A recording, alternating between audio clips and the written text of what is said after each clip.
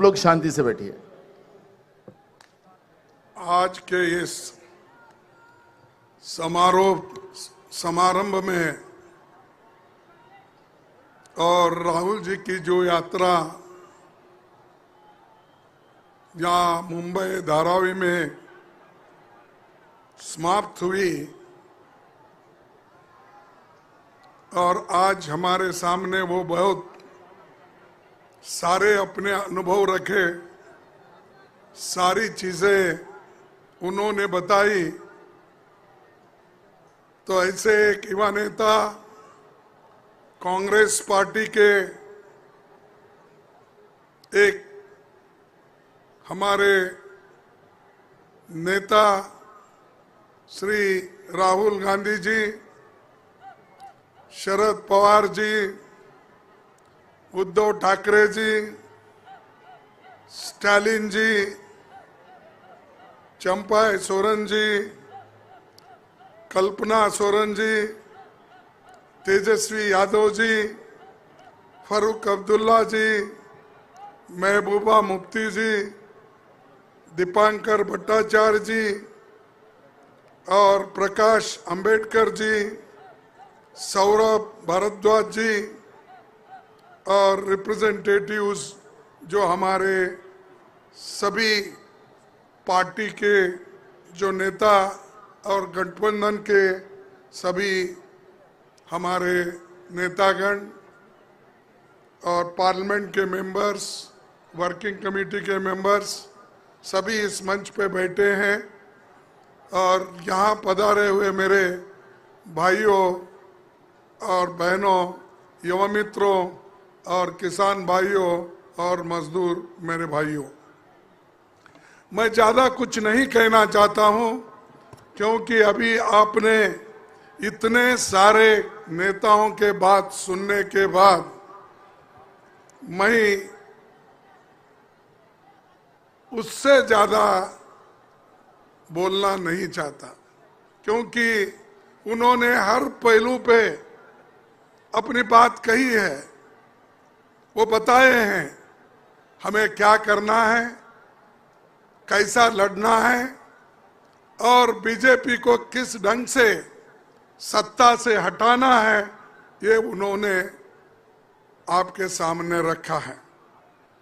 भाइयों, सबसे पहले मैं राहुल गांधी जी का बहुत बहुत उनको बधाई देता हूं और जिन्होंने अपनी दूसरी भारत जोड़ो यात्रा 6300 किलोमीटर उन्होंने यात्रा की मणिपुर से मुंबई तक,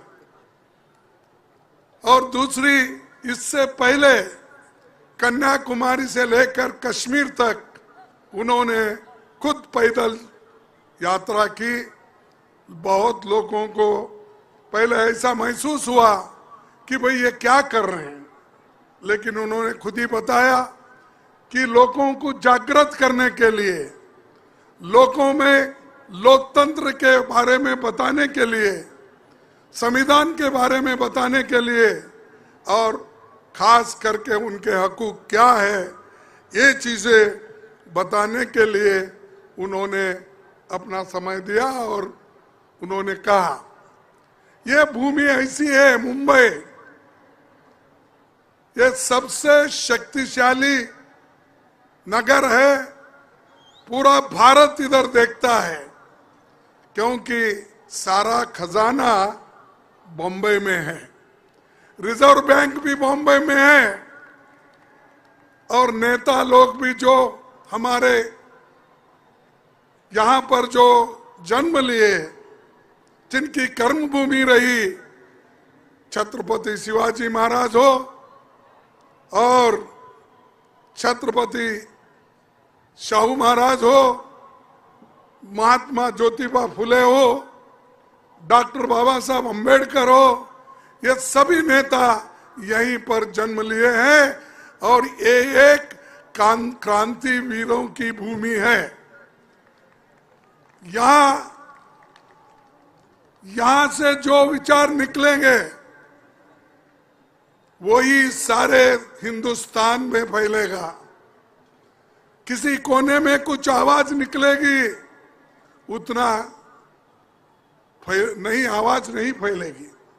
लेकिन मुंबई में अगर कोई आवाज क्रांति की हो, शांति की हो, लोगों के भलाई की हो, अगर जो निकलती है तो सारे देश में फैलती है, दुनिया में फैलती है। तो इसीलिए मुंबई हम सब के लिए एक बहुत बड़ा गर्व है और खास करके हम सबको इस बारे में हम सोचना भी जरूरी है। और साथियों, ये जो आर्थिक राजधानी रहते हुए सभी गरीबों को, मध्यम वर्ग को और अमीर से अमीर आदमी भी यहाँ रहता है, गरीब से गरीब आदमी भी यहाँ रहता है। इसीलिए हमारे पास लोग कहते हैं कि भाई मुंबई अगर कोई काम ढूंढने के लिए जाता है, कभी भूखा नहीं मरता, वो वहां पर कुछ कमा के लाता है, लेकिन कभी वो घुमाता नहीं। लेकिन इस स्थिति में इस देश का आज क्या परिस्थिति है, इसीलिए हमने एक 5 गारंटी घोषित की है। वो 5 गारंटी में, जिसमें खास करके किसान, युवा, महिला, श्रमिक और हिस्सेदारी न्याय गारंटी, इस न्याय गारंटी 5 न्याय गारंटी में और एक 5 हमने जोड़ दिया। यानी किसान के लिए क्या क्या करेंगे, युवाओं के लिए हम क्या करेंगे, महिलाओं के लिए हम क्या करेंगे, और जातीय जनगणना करने से या इस देश के गरीबों की किस ढंग से भलाई होगी, और वो सेंसस को हम सामने लाना चाहते हैं, भलाई नहीं चाहते हैं। इसीलिए हम इसको हम चाहते हैं कि 25 गारंटी जो हम सभी ने स्वीकारा है और स्वीकारने वाले हैं, ये आपको जब आने वाले दिन में सभी मिलके आपको बताएंगे। ये सब गरीबों के लिए हमने किया है। हमारे कार्यक्रम ये गरीबों के लिए है, और मोदी जी के कार्यक्रम क्या है, ये सिर्फ अमीर के लिए है। जैसा कि राहुल जी ने बताया, जैसा कि औरों ने कुछ बताया, ये सभी गारंटीज हमारे गरीब तबके के लिए, भलाई के लिए है। लेकिन मोदी जी की गारंटी सिर्फ चंद अमीर लोगों के लिए है।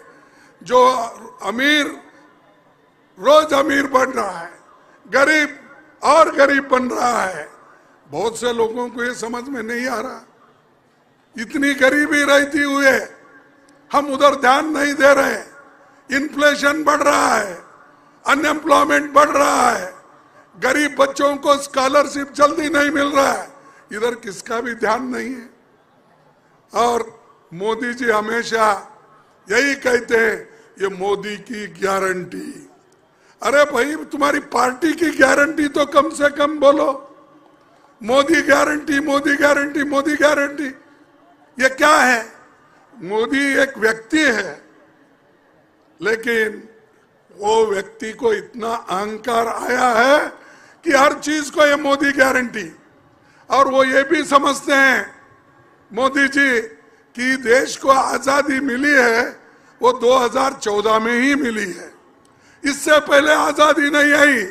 1947 में आजादी नहीं आई। उनका कहना है कि आजादी मिली ये 2014 में ही मिली, इसीलिए उनकी गिनती वहीं से शुरू होती है। वो पंडित जवाहरलाल नेहरू जी ने जो किया वो भूल जाते हैं। डॉक्टर बाबा साहब अम्बेडकर ने जो निचले तबके के लिए और देश के लिए क्या किया वो भूल जाते हैं। देश के एकता के लिए किस नेताओं ने लड़ा, कैसा लड़ा, कैसी आजादी लाई, इसके बारे में वो कभी नहीं सोचते। उनकी सोच अलग है।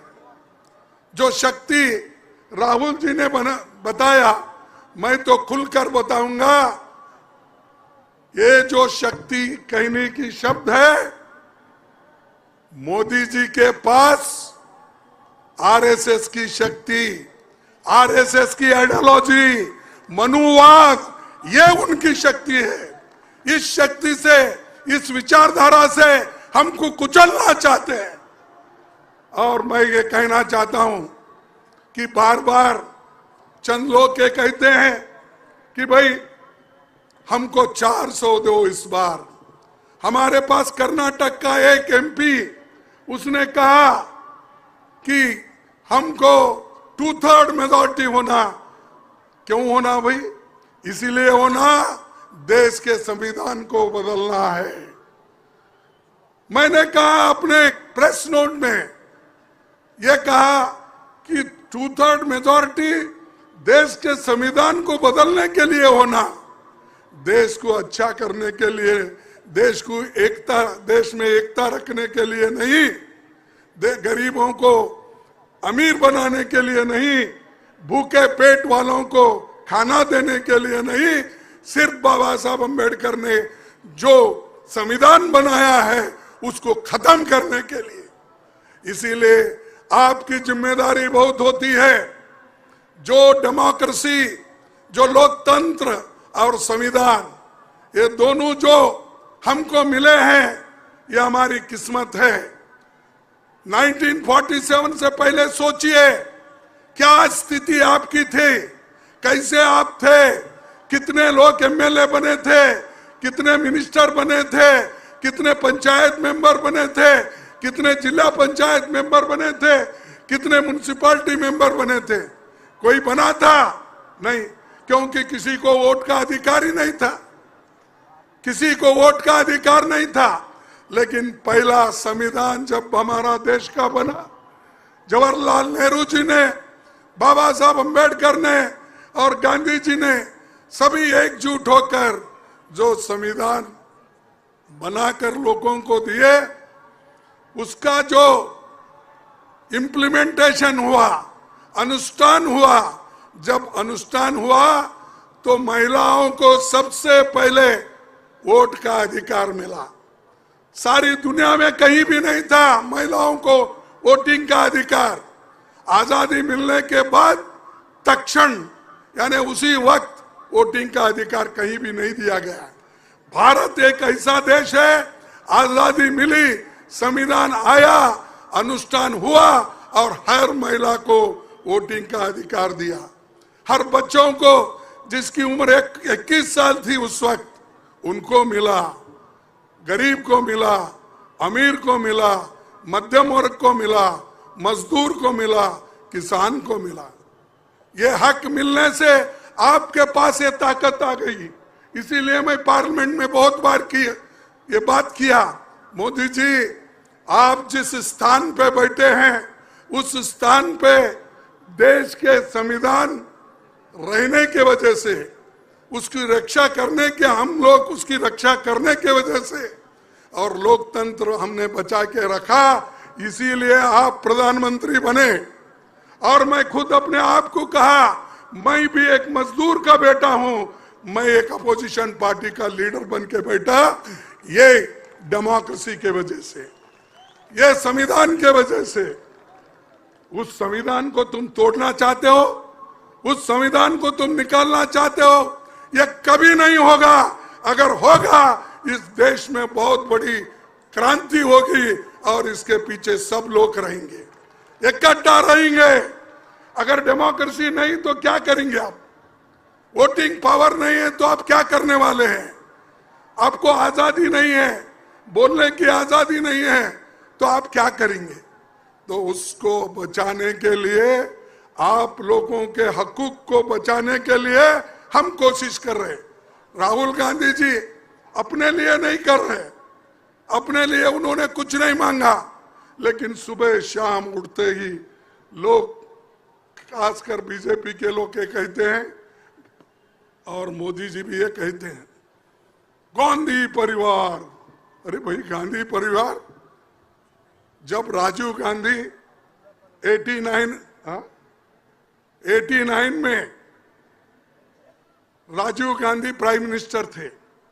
उसके बाद मुझे बताइए मोदी जी, बीजेपी वाले, आरएसएस वाले, तुम बता दो गांधी परिवार से 89 के बाद कौन प्राइम मिनिस्टर बना, कौन मिनिस्टर बना, कौन डिप्टी चीफ मिनिस्टर बना, कौन बना बताइए। कहीं वो बैठे हैं किसी अधिकार पे है, फिर भी उनको नाम लेते ही है, गालियां देते ही। कितने गालियां देंगे भाई, कितने। और खुद तो इतने झूठ बोलते हैं। मैं तो इसलिए हमेशा बोलता हूं मोदी जी ये झूठों के सरदार है, क्योंकि 2 करोड़ नौकरियां मैं दूंगा। अगर मैं हुकूमत में आया या मेरी पार्टी आई, मैं प्रधानमंत्री बना, मैं हर एक को नौकरी दूंगा और 2-2 करोड़ नौकरी हर साल दूंगा। भाई 10 साल हो गए, कितने नौकरियां? 20 करोड़। 20 करोड़ नौकरियां आपको मिले, 15 लाख रुपए आपको मिले, किसान की आमदनी डबल करने का मिला, एमएसपी ज्यादा करने का मिला। पर ये सब नहीं मिला तो क्या मोदी झूठ है, क्या लोग झूठ है? आप बोलिए। तो मोदी झूठ है। अगर मैं झूठों का सरदार बोले तो क्या गलत है? तो ये हमेशा। और एक बात, मोदी जी जो हमेशा इधर एक को हंसाते हैं, दूसरों को रुलाते हैं, ये उनकी पहले से आदत है। वो नहीं बोलता मैं। अरे भाई, ये तुम ऐसा मत बोलो, पॉकेट मार। पॉकेट में कितने पैसे रहते हैं? उसको तो 18,000 करोड़ रुपए बॉन्ड में मिल रहे हैं, तुम तो पॉकेट मार बोलते हैं। पॉकेट मार में बहुत हो गए तो 1,500 रुपए मिलेंगे। ये तो पूरा खजाना लूट रहा है ना। ये तो सुप्रीम कोर्ट बोला, ये हमने नहीं बोला कि उनको कितना पैसा मिला, हमको कितना पैसा मिला, दूसरे पार्टियों को कितना मिला। हमको तो 11% मिला। 50% से ज्यादा बॉन्ड खरीद कर लोग उनको दिए। अब इसी के ऊपर आप समझ लीजिए मोदी जी कैसा करते हैं। मोदी जी हमेशा कहते हैं न खाऊंगा न खाने नहीं, न खाऊंगा न खाने नहीं दूंगा। लेकिन मेरा कहना है न खाऊंगा न खाने दूंगा जो बोलते हैं, तो तीसरा शब्द ये है न खाऊंगा न खाने दूंगा। लेकिन बड़े बड़े अमीर लोग जो हजारों करोड़ में बॉन्ड देते हैं, मैं गपचुप लूंगा। ये उनकी आदत है। और बाहर जाते, परसों ही मेरे कॉन्स्टिट्यूंसी को गए थे 3 दिन पहले गुलबर्गे में। ठीक, जाने दो, उनको जो संविधान उनको ये दिए है, क्या म्हणता त्याला, हाँ, उनको बोलते हैं ना, उनको फ्रीडम मिला है और फ्रीडम हमने ही दिलाया, तो उससे आजादी दिलाई। तो जाते रहते हैं, जाने दो। लेकिन मैं आपसे यही कहूंगा कि मोदी जी के दांत ये हाथी के जैसे हैं, दिखाने के अलग, खाने के अलग। इसीलिए आप लोग बड़े होशियार रहना चाहिए उनसे। और वो हमेशा हर एक को सता के अपने तरफ लेते हैं। अभी राहुल जी ने जिक्र किया एक आदमी का, और उन्होंने कहा, राहुल जी ने कहा कि हमारे नेता श्रीमती सोनिया गांधी जी के पास जाकर एक नेता ने रोया और रोकर कहा कि अब मेरे को छोड़ो, नहीं तो मेरे को फांसी लगाएंगे बीजेपी वाले।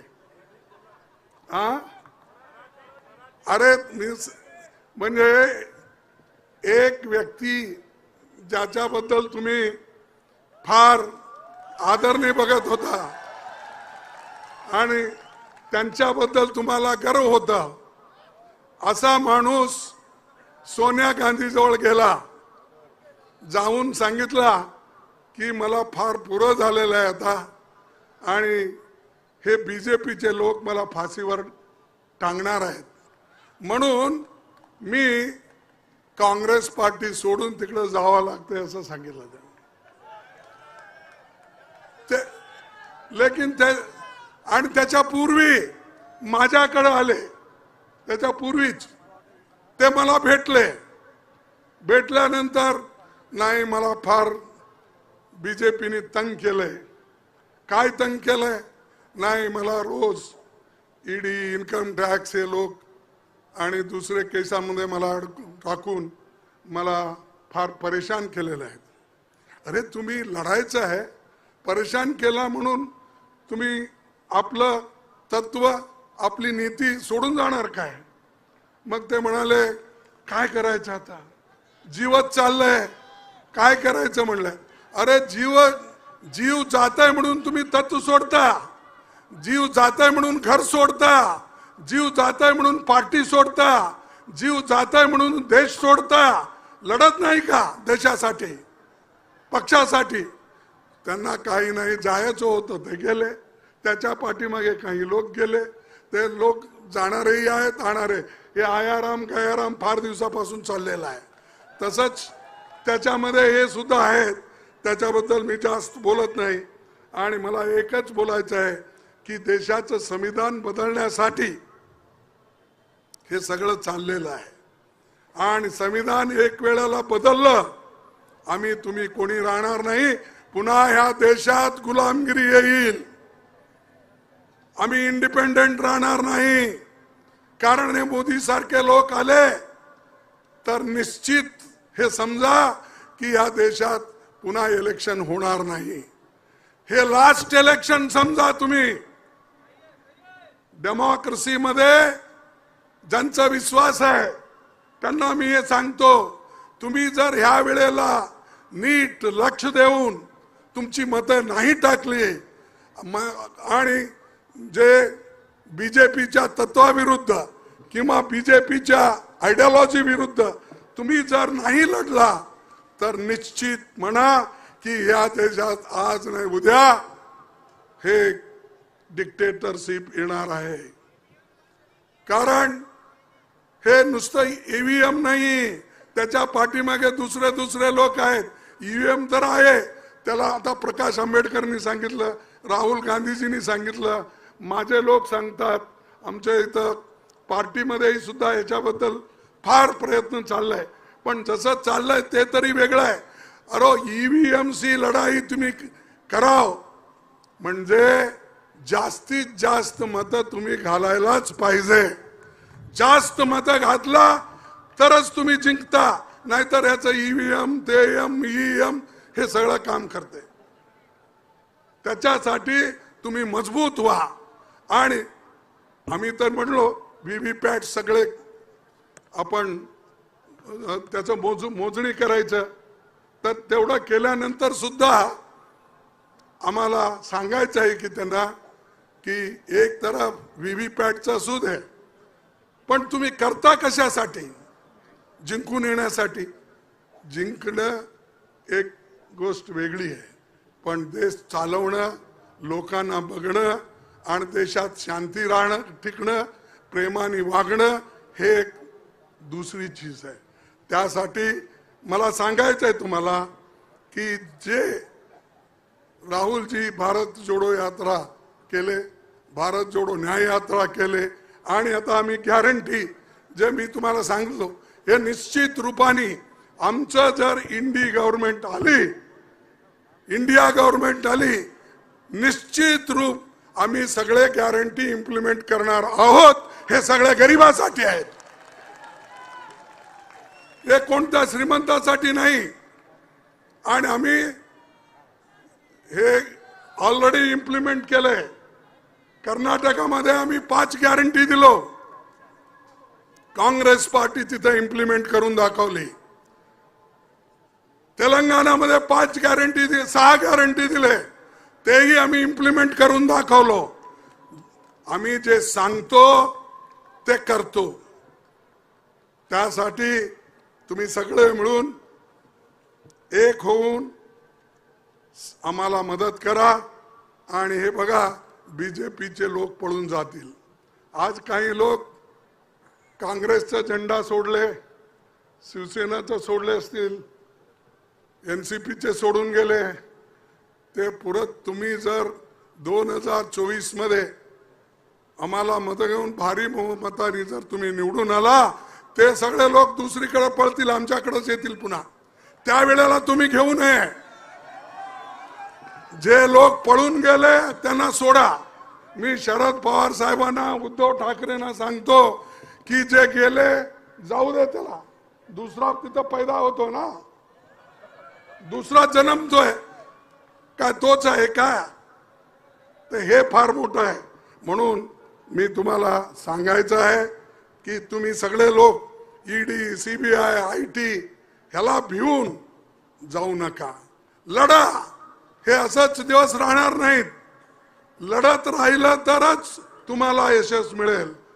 रडत राहिला तर तुम्हाला रडवतील ते 100%.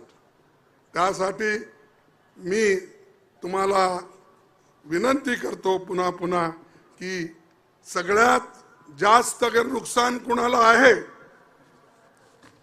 अगर हे आपली संविधान नाश झालं, संविधान गेलं, तर सगळ्यात जास्त नुकसान दलितांना आहे, मागासवर्गीयांना आहे, गरिबांना आहे, शेतकऱ्यांना आहे, सगळ्यांना आहे, मायनॉरिटीला आहे.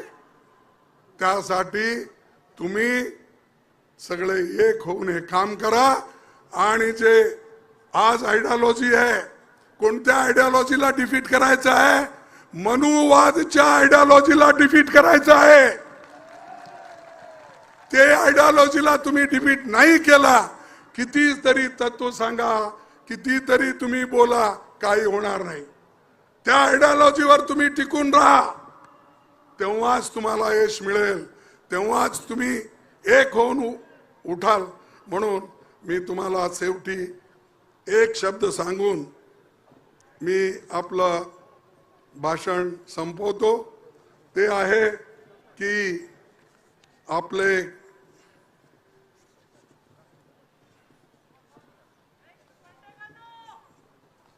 हॅलो